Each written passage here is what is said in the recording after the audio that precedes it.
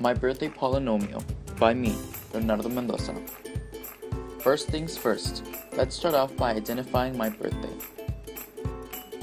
I was born on August 20th, 2000, meaning that the number will look something like this: 8202000. Now that we have that number, let's flip it to make things a bit more interesting.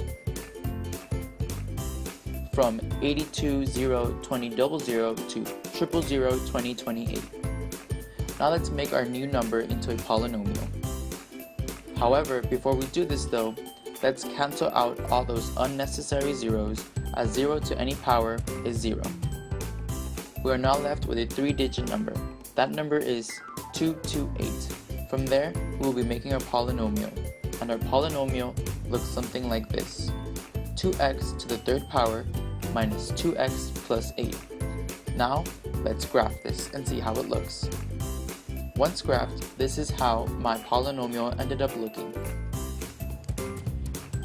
After that, I looked for the domain and range.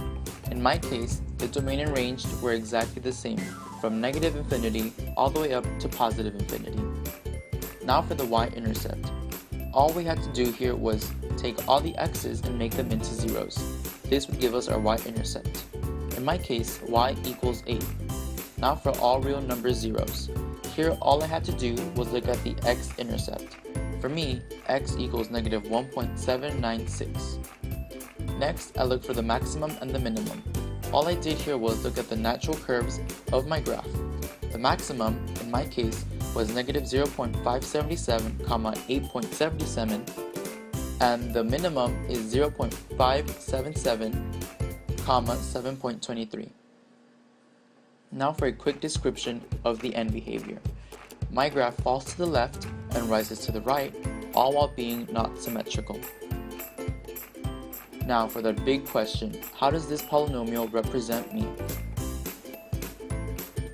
And to be honest, it was quite hard to connect with this polynomial, this graph. That was until I noticed that the graph actually looks like a big N, and that made me think of this nickname I have, Nano.